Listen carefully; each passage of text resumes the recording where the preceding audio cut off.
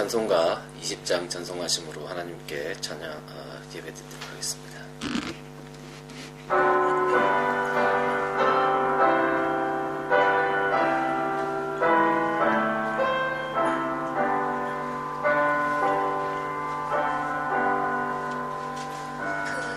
큰 영광 중에 계신 주 나 찬송합니다. 영원히 계신 주 이름 나 찬송합니다. 한없이 크신 능력을 나 찬송합니다. 참되고 미쁜 그 언약 나 찬송합니다. 온 천지 창조하시던 그 말씀 힘입어 영원히 변치 않는 줄 나 믿사옵니다. 그 온유하신 주 음성 날 불러주시고 그 품에 품어주시니 나 찬송합니다.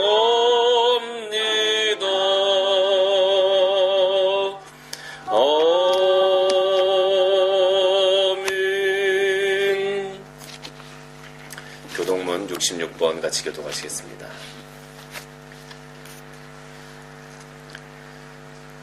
교동문 66번입니다.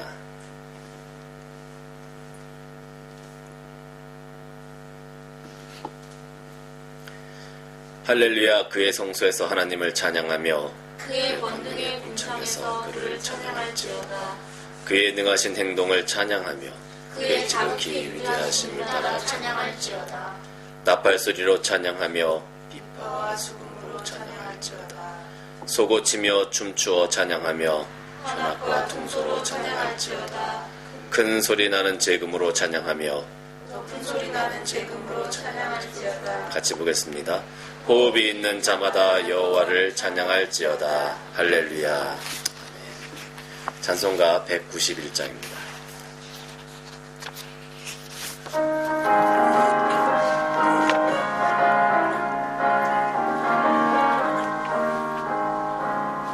내가 매일 기쁘게 순례의 길에 행함은 주의 발이 나를 안보함이요. 내가 주의 큰 복을 받는 참된 기결은 주의 영이 함께함이라. 성령이 계시네. 할렐루야. 함께하시네. 좁은 길을 걸으며 밤낮 기뻐하는 것 주의 영이 함께함이라. 전에 죄에 빠져서 평안함이 없을 때 예수 십자가의 공로 힘입어 그 발 아래 엎드려 참된 평화 얻음은 주의 영이 함께함이라. 성령이 계시네. 할렐루야. 함께하시네. 좁은 길을 걸으며 밤낮 기뻐하는 것 주의 영이 함께함이라. 나와 동행하시고 모든 염려하시니 나는 숲의 새와 같이 기쁘다. 내가 기쁜 마음으로 주의 뜻을 행함은 주의 영이 함께함이라. 성령이 계시네. 할렐루야. 함께하시네. 좁은 길을 걸으며 밤낮 기뻐하는 것 주의 영이 함께함이라. 세상 모든 욕망과 나의 모든 정욕은 십자가에 이미 못을 박았네. 어두운 밤이 지나고 무거운 짐 벗으니 주의 영이 함께함이라. 성령이 계시네. 할렐루야 함께하시네. 좁은 길을 걸으며 밤낮 기뻐하는 것 주의 영이 함께함이라. 기도하시겠습니다. 사랑해 주님 감사를 드립니다. 오늘도 저희들의 예배와 찬양을 흠량하여 주시고 또 이 자리에 모여 우리들의 입술로 신령과 진정한 모습으로 주 앞에 나와 예배하게 하여 주시니 감사드립니다. 우리들의 심령 가운데 하나님 임재하시고 오늘 이 시간 가운데 하나님의 큰 은혜를 통하여 우리들의 심령들이 소생케 되어지고 하나님의 은혜를 만끽할 수 있는 귀한 시간의 예배가 될 수 있도록 축복하여 주시옵소서. 저희들이 이 땅에서 살아가면서 너무나 부족한 것들이 많음을 고백합니다. 하나님의 뜻 가운데 순종하지 못하고 말씀대로 살지 못하였음을 고백합니다. 저희들 정말로 하나님의 뜻 가운데 거하고 하나님 말씀 따라 살고 싶지만 저희들의 부족한 자아가 그것을 용납하지 못하고 때로는 우리들의 욕심이 때로는 우리들의 욕망이 하나님의 말씀으로부터 멀어지게 만들어 갑니다. 주님 순간순간 때때마다 우리들을 인도하여 주셔서 우리가 그 모든 것들을 잘 이겨내게 하시고 하나님의 음성에 더욱더 귀 기울일 수 있는 우리들의 심령 되게 하시고 하나님께서 인도하시는 그 발걸음을 따라 오늘도 순종하며 달려나아갈 수 있는 우리 모두가 될 수 있도록 은혜를 더하여 주시옵소서. 저희들 부족하지만 부족한 대로 이 땅에서 최선을 다해서 살아가고자 합니다. 하나님을 의지하고자 합니다. 하나님의 손을 붙잡고자 합니다. 하나님 우리들을 고아처럼 버려두지 마시고 우리들 심령 가운데 날마다 거하셔서 우리가 바라봐야 할 것 또 걸어가야 할 것을 날마다 가르치실 때에 그 뜻에 순종하며 달려나갈 수 있는 우리가 될 수 있도록 인도하시고 또 그 가운데 하나님께서 기뻐하시는 삶과 믿음의 열매들을 마음껏 주렁주렁 맺어갈 수 있는 우리 모든 성도들의 삶이 될 수 있도록 주님 축복하여 주옵소서. 하나님 아버지 지금 오늘날 이 땅을 바라보면 코로나19 때문에 많은 사람들이 고통당하는 가운데 있습니다. 많은 사람들이 가졌던 많은 것들을 잃어버리고 또 그들 심령 가운데 좌절과 낙심 때문에 일어서지 못하는 사람들도 많이 있음을 바라보게 됩니다. 주님 그러한 심령들 가운데 찾아가셔서 위로하시고 그들이 새 힘을 얻어서 하나님의 은혜가 무엇인지 또 하나님의 구원하심이 무엇인지 그들의 입술로 고백할 수 있는 변화된 삶을 맞이할 수 있는 귀한 자들이 다 될 수 있도록 축복하여 주시기를 원합니다. 아버지 하나님 이 코로나19가 속히 종식되어지기를 원합니다. 많은 사람들이 이 일로 인하여 너무나 고통당하고 있습니다.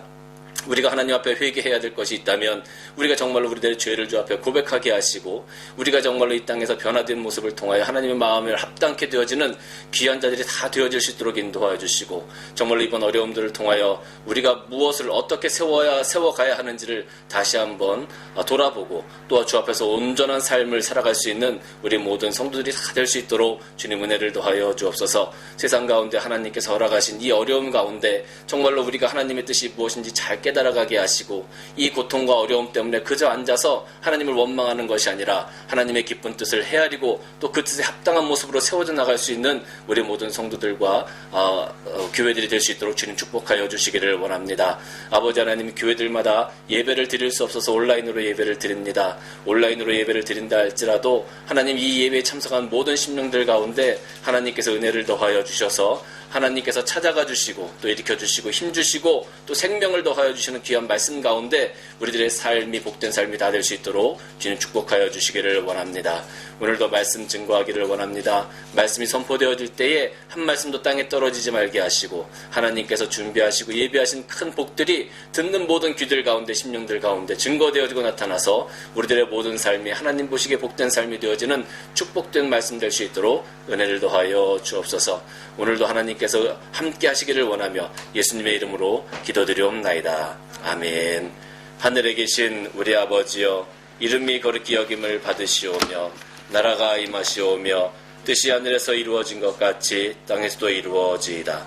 오늘 우리에게 일용할 양식을 주시옵고 우리가 우리에게 죄 지은 자를 사하여 준 것 같이 우리의 죄를 사하여 주시옵고 우리를 시험에 들게 하지 마시옵고 다만 악에서 구하시옵소서.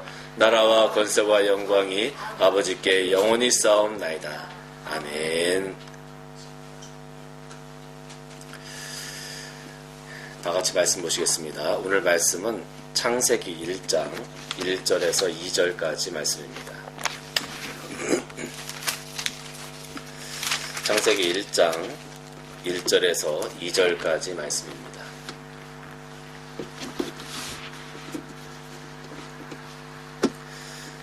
우리 2절 말씀인데 한 목소리로 같이 봉독하도록 하겠습니다. 같이 읽겠습니다. 시작. 태초에 하나님이 천지를 창조하시니라. 땅이 혼돈하고 공허하며 흑암이 깊음 위에 있고 하나님의 영은 수면 위에 운행하시니라. 아멘. 저는 오늘 이 본문 말씀을 가지고 성령은 신앙의 근간입니다 라는 제목으로 잠시 여러분들과 말씀을 나누고자 합니다. 우리가 신앙생활을 한다고 하면 어떤 생각들이 드십니까? 어떠한 삶을 여러분들 상상하게 되십니까? 일반적으로 신앙생활, 그리스도인답게 살아가기 위해서 우리가 그동안 특별히 받아왔던 한 가지 훈련이 있습니다. 한국교회의 90년대 한참 바람이 불었던 제자 공부가 바로 그것입니다. 제자 공부, 예수 그리스도의 제자가 되는 삶을 살아가는 것이 어떻게 보면 그리스도인으로서 가장 바른 삶, 옳은 삶이다라고 우리는 이야기를 했습니다. 여러분, 제자된 삶을 살아갈 때 요구되는 것이 무엇이겠습니까? 바로 사랑이고 희생이고 다른 사람들을 배려하는 것입니다. 다른 사람들을 사랑하고 또 다른 사람을 위해서 나의 것을 희생하고 다른 사람들을 먼저 배려할 수 있는 사람, 또 다른 사람들을 생각하며 나의 모든 것들을 절제해 나갈 수 있는 것, 그런 삶을 살아간다고 하면 그것이 바로 제자된 삶이 아닌가 싶습니다. 그런데 여러분, 참 이러한 삶이 쉽지가 않습니다. 원수를 사랑하는 삶, 정말로 사랑하는 사람을 사랑하는 것은 얼마든지 할 수 있어요. 내가 사랑하는 내 남편을 위해서, 자녀를 위해서 사랑하는 것을 얼마든지 할 수 있어요. 그런데 내 원수를 사랑하는 삶, 여러분 그렇게 할 수 있겠습니까? 내 원수를 사랑하는 삶 너무나 어렵습니다. 다른 사람들을 위해서, 큰 재난이 있을 때 어려움 당하는 사람들을 위해서 내 주머니에서 많은 물질을 꺼내서 그들에게 도네이션을 하는 것, 그런 희생과 배려 우리 쉽게 할 수 있습니까? 사실 어떻게 보면 커피 한 잔 안 마셔도 되고 밥 한 끼 안 사 먹으면 되는 그런 돈이지만, 그런 돈이라 할지라도 선뜻 그 어려운 사람들에게 내어주기는 쉽지 않습니다. 어떻게 보면 제자화된 삶, 제자가 되는 삶, 사랑과 희생과 배려와 절제를 하는 이런 삶들이 제가 가만히 생각해 보니까 극기 체험을 하는 것과 똑같다고 생각이 들어요. 정말로 나는 할 수 없는데 그 할 수 없는 걸 최대의 능력까지 끌어올려서 그것을 해나가는 것이 극기 체험 아니겠습니까? 어떻게 보면 사랑하고 희생하고 배려하고 절제하는 이런 모든 것들이 우리가 할 수 있는 것들이 아닙니다. 나는 할 수 없습니다. 내 의지로 원수를 사랑할 수 없고 내 의지로 나의 것을 다른 사람들에게 기쁨으로 내어주기가 굉장히 어려워요. 내 의지로 다른 사람들을 배려하고 내가 가진 것을 자랑하지 않는 것 참 힘이 듭니다. 우리는 천성적으로 그렇게 할 수 있는 존재들이 아니기 때문에 그래요. 우리는 천성적으로 욕심이 많고 이기적인 존재들입니다. 이러한 부분들이 항상 신앙생활을 하면서 부딪히는 것이죠. 항상 고민되는 부분이 바로 이것입니다. 우리는 할 수 없는데 성경은 그것을 하라고 얘기하십니다. 나는 그것을 감당할 수 없는데 하나님은 그 말씀을 통해서 자꾸 우리에게 그것을 하라고, 그것을 용납하라고, 그것을 행하라고 우리들에게 요구하세요. 그러니까 여기에서 항상 우리는 딜레마가 생기는 거예요. 내가 할 수 없는데 자꾸 하라고 하니까 이걸 해야 되나 말아야 되나 고민스러운 겁니다. 원수를 사랑할 수 있을까? 사랑할 수 없을까? 항상 이 딜레마에 빠지게 되는 거예요. 그래서 그것을 행하지 못하면 우리는 하나님의 말씀에 불순종한 사람들처럼 늘 죄책감을 가지고 살아가게 되는 것이죠. 여러분, 창세기 37장 이후의 말씀을 쭉 보면 요셉의 이야기가 기록이 되어져 있습니다. 여러분, 요셉에게는 11명의 형제들이 있었는데, 저는 이 11명의 형제들이 나중에 요셉을 팔게 되지 않습니까? 그런데 그 이유가 참 어떻게 보면 그럴만하다라는 생각이 들어요. 왜냐하면 그 야곱이 요셉만 특별히 사랑했습니다. 그래서 요셉에게만 채색 옷을 입혔다라고 성경 기록하고 있어요. 요셉만 특별히 따로 아주 고운 옷을 입혔던 거죠. 그리고 요셉을 특별히 총애했어요. 편애를 한 겁니다. 아마 성경에는 나와 있지 않지만 뭔가 맛있는 것이 있으면 몰래 요셉을 불러가지고 따로 주기도 하고 먹이기도 하고 그러지 않았을까 하는 생각이 듭니다. 그런데 그것도 한두 번이지 형제들이 그것을 몰랐을까요? 형제들이 다 눈치를 챘을 겁니다. 아버지한테 대놓고 아버지 왜 요셉만 그렇게 해주세요 라고 얘기하지 못했지만 아마 형제들이 다 요셉의 그런 것들을 눈치챘을 거예요. 그런데 거기서 이제 하나 사건이 생기게 되죠. 그게 뭐냐 하면 요셉이 꿈을 꾸는 겁니다.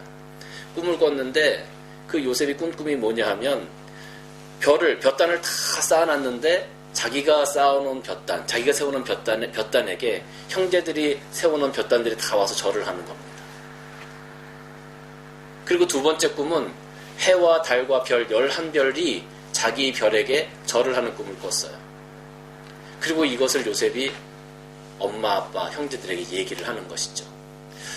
그러지 않아도 얄밉고 미워 죽겠는데 그러지 않아도 정말 혼자만 사랑받는 것 같아서 요셉이 그렇게 밉고 싫었는데 요셉이 그런 얘기까지 하니까 얼마나 얄미웠겠어요. 뒤집어 놓고 생각하면 형제들의 마음도 충분히 이해가 됩니다. 우리가 같은 자매가 자라더라도 엄마가 항상 옷을 주는 사람은 누굽니까? 큰언니에게 옷을 사주죠. 둘째, 셋째는 어떻게 됩니까? 큰언니가 입었던 것들을 항상 물려 입어야 됩니다. 둘째, 셋째는 새 옷을 사 입는 것이 굉장히 힘들어요. 사실 질투나고 그러겠죠. 그런데 언니가 새 옷을 샀다고 동생들에게 막 자랑을 하는 겁니다. 얼마나 얄밉고 싫겠습니까? 근데 그런 일이 한두 번이 아니라는 거죠. 지금 요셉과 형제들의 관계가 그런 겁니다. 얼마나 얄미웠겠어요. 그런데 요셉이 그 꿈 이야기를 하니까 이 형제들이 너무나 화가 났던 거죠. 나중에는 이 형제들이 요셉을 죽이기로 모의를 합니다. 그래서 요셉을 죽이려고 했지만 그나마 맏형이었던 루벤이 요셉을 죽이지 말고 그냥 구덩이에 넣어놓자라고 제안을 합니다. 형제들이 요셉을 구덩이에 넣어놓고 나중에 루벤은 돌아와서 요셉을 데리고 갈 생각이었어요. 그런데 루벤이 잠시 자리를 비운 사이에 유다가 그 형제들을 설득해서 요셉을 미디안 상인들에게 팔아버립니다. 은 20개를 받고 팔아버린 거죠. 그래서 노예로 애굽으로 팔려가게 됩니다. 여러분 이쯤 되면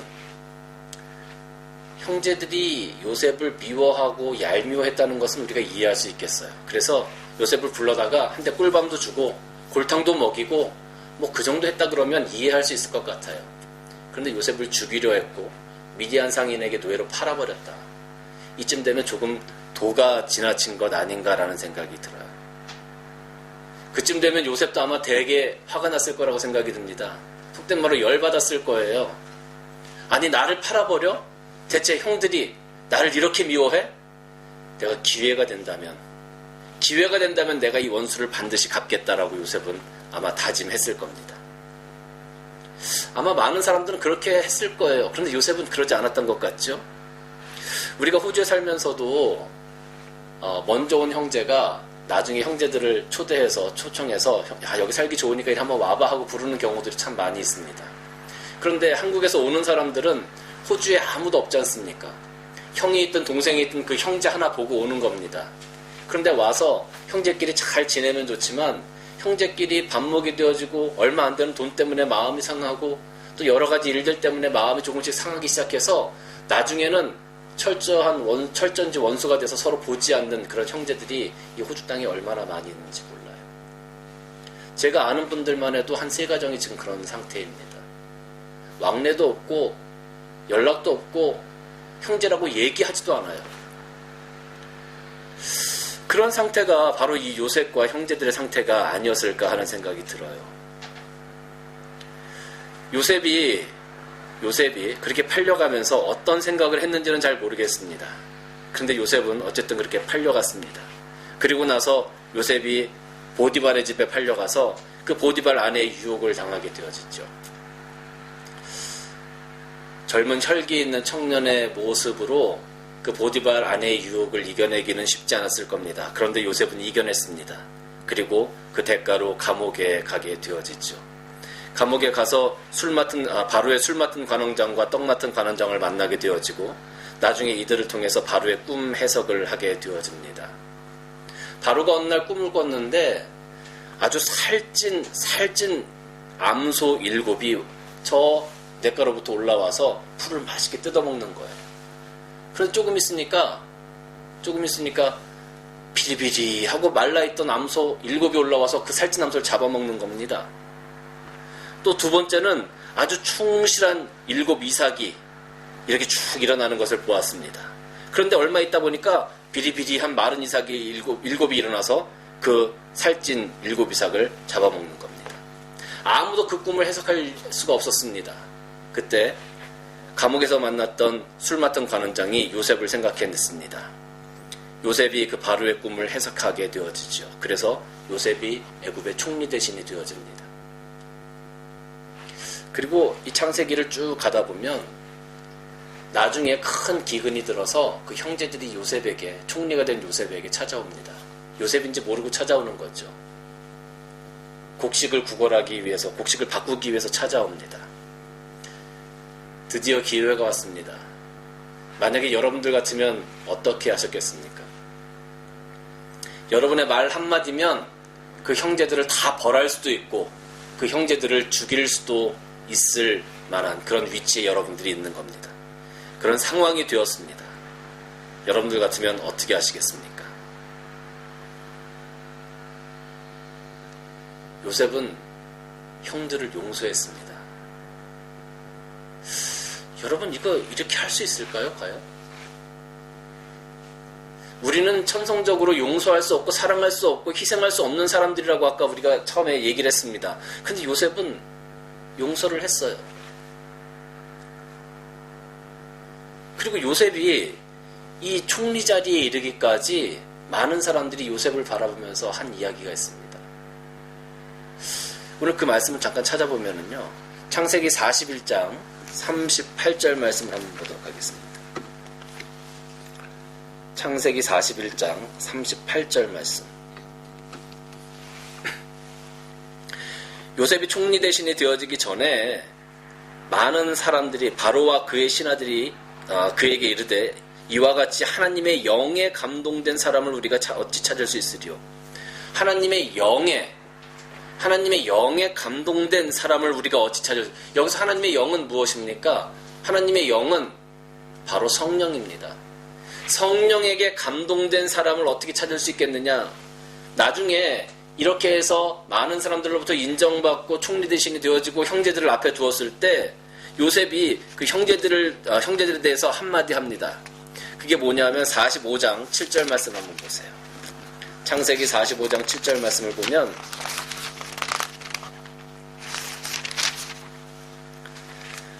하나님이 큰 구원으로 당신들의 생명을 보존하고 당신들의 후손을 세상에서 두시려고 나를 당신들보다 먼저 보내셨습니다. 자기가 애굽의 노예로 팔려왔는데 하나님이 나를 먼저 보내셨습니다 하고 그것을 고백하는 거예요. 여러분 이게 어떻게 해서 이런 고백을 할 수 있었을까요? 어떻게 형제들을 용서하고 용납할 수 있었을까요?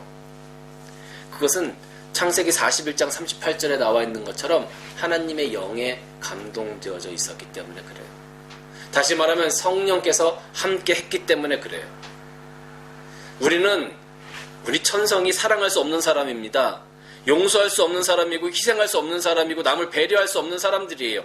그런데 성령께서 우리와 함께 하시니까 우리가 그것을 할 수 있게 되더라. 성령께서 나와 함께 하시니까 우리가 그것을 감당할 수 있게 되더라. 요셉에게 하나님의 성령이 함께 하시지 않았다면 요셉은 절대로 형들을 용서하지 못했을 겁니다. 그래서 우리는 신앙의 근간을 바로 성령으로 삼아야 하는 겁니다. 성령께서 나와 함께 하시고 성령께서 나를 주장하시고 성령께서 나의 모든 것들을 인도하시기를 우리는 바라야 하는 겁니다.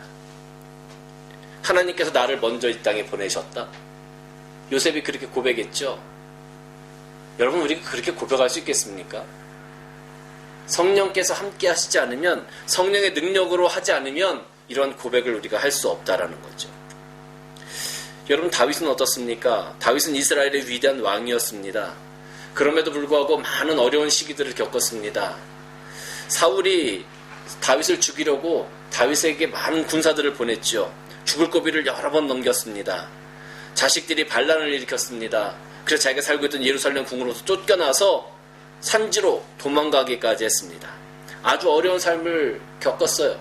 그런데 이 시편을 보면 이런 환난 가운데 다윗은 하나님을 향하여 나의 구원자이시다, 하나님은 나의 산성이시다, 나의 반석이시다, 나의 힘이시다, 나의 요새시다라고 고백하는 것을 볼 수 있습니다. 다윗이 어렸을 때 골리앗 앞에 섰습니다. 많은 사람들이 그 골리앗의 풍채를 보고 다 도망가기 시작합니다. 벌벌 떨고 그 앞에 나서기를 두려워합니다. 그럴 때 이 어린 다윗이 물맷돌 5개를 들고 그 앞에 서게 되어지죠. 그리고 여호와의 이름으로 그 골리앗을 쓰러뜨리는 일들이 생겨지게 되어집니다. 어떻게 다윗은 이러한 위대한 삶을 살 수 있었을까요? 다윗이 어떻게 이러한 삶을 살아갈 수 있었을까요?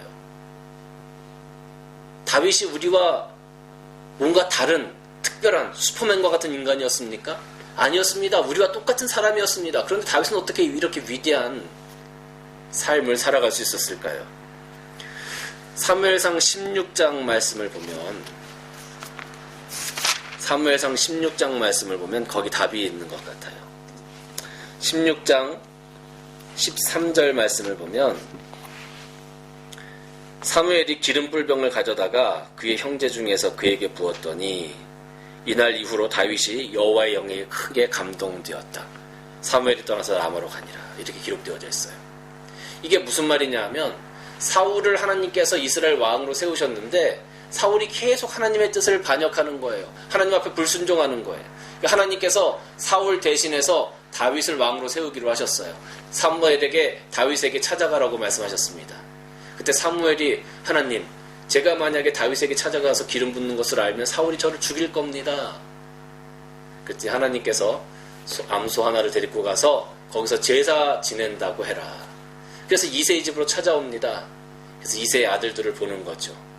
7 아들들이 다 지나갈 때 다 훌륭했습니다. 그런데 하나님께서 말씀을 주시지 않았어요.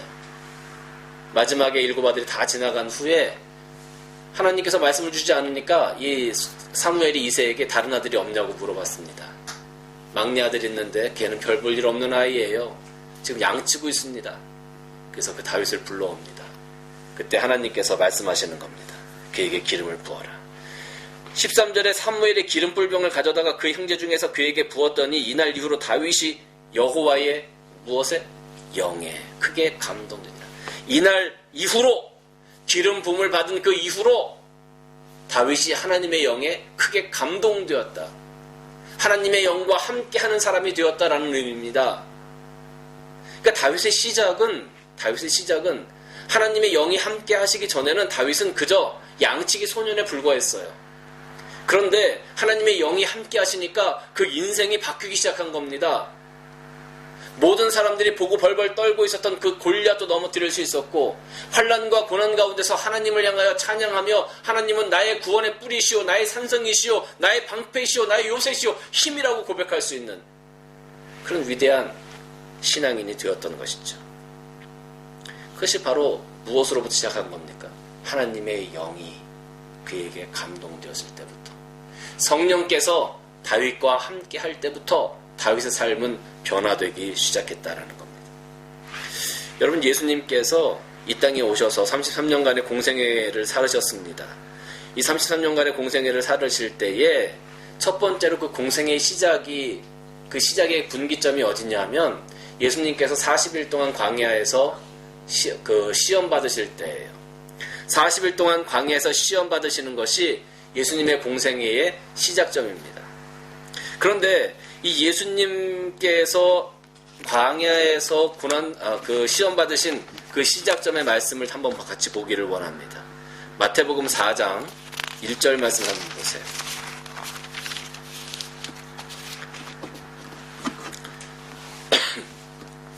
마태복음 4장 1절 말씀.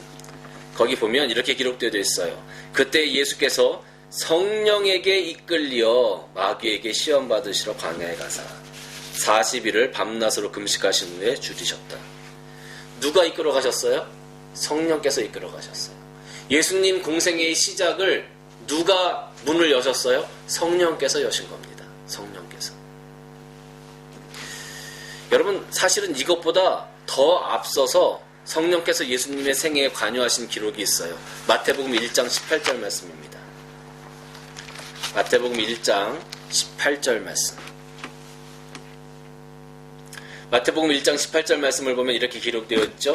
예수 그리스도의 나심은 이러하니라. 그의 어머니 마리아가 요셉과 약혼하고 동거하기 전에 무엇으로 잉태된 것이 나타났어요? 성령으로 잉태된 것이 나타났다. 그러니까 예수님의 생애는 사실은 성령으로 시작해서 공생애가 성령으로 다시 한번 문을 여는 분기점이 되었다라는 거죠. 예수님의 인생은 성령으로부터 시작해서 성령으로 끝납니다. 모든 것들이 성령께서 역사하시는 것으로 기록되어져 있어요. 마지막에 예수님께서 부활하신 후에 하늘에 올라가시기 전에 제자들을 모아놓으시고 이렇게 말씀하십니다. 사도행전 1장 4절 말씀을 보면 사도들과 함께 모이사 그들에게 분부하여 이르시되 예루살렘을 떠나지 말고 내게서 들은 바 아버지께서 약속하신 것을 기다려라. 요한은 물로 세례를 베풀었으나 너희는 몇 날이 못되어 성령으로 세례를 받으리라 하셨느니라. 예수님께서 부활하셔서 승천하시기 전에 제자들을 모아놓으시고 너희들 아버지께서 약속한 것을 기다려라. 성령으로 너희가 세례를 받게 될 것이다 라고 말씀하셨어요. 예수님의 생애가 성령으로 시작되어졌고 공생애 역시 성령으로부터 시작되어졌는데 마지막 마무리 하나님 그 하늘나라에 올라가는 그 승천하시는 그 순간까지 성령께서 함께 하셨고 그 성령을 이제 제자들에게 세례를 주겠다고 말씀하고 있어요. 예수님은 승천하시면서 모든 사역이 여기서 일단락 되어집니다. 예수님이 승천하신 후에 누구의 사역이 시작되어집니까? 제자들의 사역이 시작되어지죠. 제자들이 온 세상을 돌아다니면서 전도하고 선교에 나서게 되어집니다. 그런데 오늘 여기 말씀 보니까 그 제자들의 그 사역의 시작이 무엇으로부터 시작되었습니까? 성령으로 세례받는 것부터. 오순절 마가의 다락방에 성령이 오신 것부터 제자들의 사역이 시작되어진다는 겁니다. 사랑하는 성도 여러분, 우리의 신앙과 믿음의 시작은 바로 성령에서 시작되어져야 합니다. 내가 성령의 사람이 되어졌을 때 우리는 내 원수도 사랑할 수 있고 내가 성령의 사람이 되어졌을 때 우리는 다른 사람을 위해서 희생할 수도 있고 내가 성령의 사람이 되어졌을 때 우리는 이 땅을 품고 기도할 수 있게 되는 겁니다. 우리는 천성적으로 그렇게 할 수 없는 사람들이에요. 우리는 그것을 감당할 수 없는 사람들입니다. 그런데 우리가 어떻게 그것을 감당할 수 있습니까? 성령께서 우리와 함께 하실 때 그렇습니다. 그래서 우리의 삶의 근간, 신앙의 근간이 바로 성령이 되어져야 된다는 겁니다. 성령의 사람이 되는 것이 이렇게 중요한 겁니다. 요셉이 그 형제들을 용서했을 때, 다윗이 그 골리앗 앞에 섰을 때, 그 어려움과 환난 가운데서도 하나님을 향하여 찬양하고 하나님을 경배했을 때, 예수님의 이 공생의 기간 동안에 자기의 목숨까지도 예수님께서 죄가 있으셨습니까? 죄가 없으셨어요. 그런데 왜 십자가에 달려 돌아가셨습니까? 누구 때문에, 무엇 때문에 돌아가셨습니까? 왜 그런 희생을 하셨습니까? 왜 그렇게 큰 사랑을 행하셨습니까? 성령과 함께 하셨기 때문에, 아버지의 뜻을 따라갔기 때문에 그렇게 할 수가 있었던 겁니다. 인간의 정욕을 가지고서는, 우리의 이기적인 생각을 가지고서는 우리는 결코 그렇게 할 수 없다라는 거죠. 사랑하는 성도 여러분, 우리가 예수 그리스도를 믿는 그 순간부터 이미 성령은 우리에게 오셨습니다. 다윗에게 오셨던 그 하나님, 또 그 요셉과 함께 하셨던 그 하나님, 또 예수님과 함께 하셨던 그 성령께서 우리가 예수 그리스도를 고백하는 그 순간부터 우리에게 오셨습니다. 우리는 이미 하나님의 영에 감동되어진 사람입니다. 이제 우리는 하나님의 영에 감동된 사람으로서 다윗처럼 또 요셉처럼 예수님께서 걸어가신 그 길을 기쁨으로 감당하며 나아갈 수 있는 사람들입니다. 아직도 내가 자신이 없다고 생각하시는 분들 계실 것 같아요. 그러나 여러분, 자신 없어 하지 마세요. 그 모든 것들은 내가 하는 것이 아니라 성령께서 하시는 겁니다. 성령께서 하시는 그것에 우리의 모든 것들을 한번 내어 맡겨보시기를 바랍니다. 나는 할 수 없어도 성령께서 그것을 감싸 안게 하실 겁니다. 나는 힘들어도 하나님의 성령께서 용서하게 하실 겁니다. 나는 힘들어도 하나님의 성령께서 사랑할 수 있는 마음을 허락하실 겁니다. 그래서 우리의 삶은 성령과 함께 해야 하는 겁니다. 우리가 믿음 생활하면서 한 교회에서 살아가면서도, 한 교회에서 생활하면서도 반목이 있고 질시가 있고 질투가 있고 어려운 일들이 생길 때가 있습니다. 왜 그렇습니까? 우리가 성령의 음성에 귀 기울이지 못하기 때문에 그렇습니다. 성령의 음성에 귀 기울이기보다는 내 마음에 더 귀를 기울이니까 그런 일들이 생겨나는 겁니다. 우리가 누구의 음성을 들어야 하겠습니까? 하나님의 음성을 들어야 되겠습니까? 내 마음속에 나의 음성을 들어야 되겠습니까? 답은 명확합니다. 우리 삶의 근간은 성령입니다. 신앙의 근간은 성령입니다. 성령께서 하시는 말씀을 오늘도 듣고 그 말씀 가운데 승리하는 여러분들 되시길 주님의 이름으로 간절히 축원합니다. 기도하시겠습니다. 주님 감사합니다. 오늘 이 땅에 하나님께서 보내주신 성령으로 말미암아 우리들의 삶이 충만케 되어지기를 원합니다. 이제 또 그 성령의 음성을 듣고 날마다 승리하며 나아가기를 원합니다. 요셉처럼 다윗처럼 또 예수 그리스도의 삶을 우리 삶의 발자취 가운데 담기를 원합니다.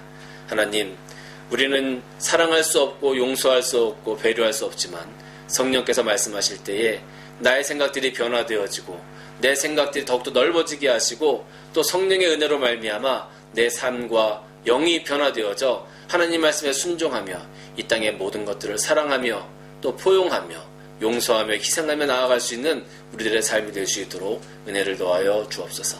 예수님의 이름으로 기도드리옵나이다. 아멘. 광고 말씀 드리도록 하겠습니다. 지난주에 그 카운슬에서 하는 코로나19 인덕션을 잠시 다녀왔습니다. 그래서 모든 과정이 끝났고 이제 저희가 신청을 하면 아마 그 장소를 사용할 수 있을 것으로 생각이 됩니다. 아직 그 인터넷으로 신청하려고 보니까 인터넷은 레귤러 유저들 정기적인 사용자들에게만 일단 오픈이 되어지고 한두 번 사용하는 임시 사용자들에게는 장소가 오픈되지 않습니다. 그래서 웹사이트에서는 아직 그것이 오픈되지 않아서 신청하려고 보니까 아직 신청할 수가 없었습니다. 그래서 저희가 주일날 장소를 사용하고 싶다고 이메일을 보내는 상태입니다. 그래서 조만간 답이 오면 여러분들에게 공지하도록 하겠습니다. 찬송가 310장 찬송하시면서 준비하신 헌금 하나님께 드리도록 하겠습니다.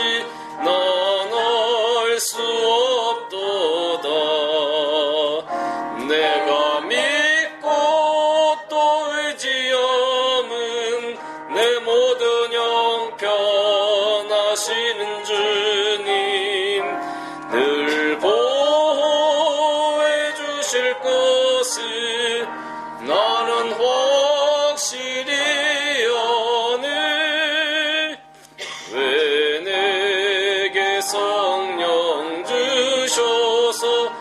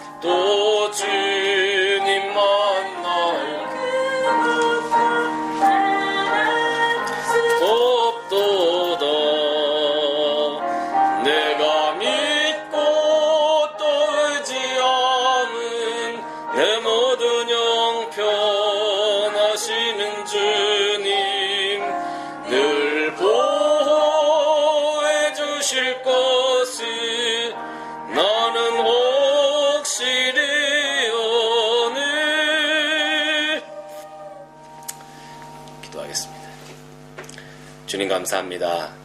오늘도 하나님께서 베풀어 주신 은혜에 감사하는 마음으로 여러 가지 감사의 제목으로 감사의 예물을 또 하나님의 것을 구별하여 11조를 또 주일 헌금을 하나님 앞에 귀한 마음으로 드립니다. 드리는 손길들마다 하나님께서 축복하시고 드리는 손길들마다 하나님께서 기억하여 주시고 저들의 삶이 하나님 나라의 생명책에 기록되어져 하나님께서 주시는 풍성한 은혜를 이 땅에서 받아 누릴 수 있는 귀한 삶들이 다 될 수 있도록 축복하여 주옵소서. 저들의 산업의 지경이 날마다 넓혀져 가게 하시고 또 하나님께서 축복하실 때에 물질적으로 궁핍함 당하지 아니하도록 하나님께서 은혜를 더하여 주시며 하나님께서 누르고 흔들어 넘치도록 축복하실 때에 많은 사람들에게 베풀며 나눌 수 있는 귀한 가정들과 손길들 닫을 수 있도록 축복하여 주시기를 원합니다. 예물이 사용되어지는 곳마다 하나님의 은혜가 드러나며 하나님의 위로가 증거되어지고 하나님의 사랑이 나타나 많은 사람들이 위로받고 세워져 갈 수 있는 귀한 예물 될 수 있도록 은혜를 더하여 주옵소서. 이제는 우리를 죄에서 구원하여 주신 우리 구주 예수 그리스도의 크신 은혜와 하나님 아버지의 넓으신 사랑하심과 성령님의 교통하심과 충만하심이 이제 하나님의 성령의 사람으로 살아가기를 원하는 여기 고개 숙인 주의 거룩한 백성들 머리 위에 가정과 산업과 교회 위에 이제로부터 영원토록 함께 있을지어다. 아멘.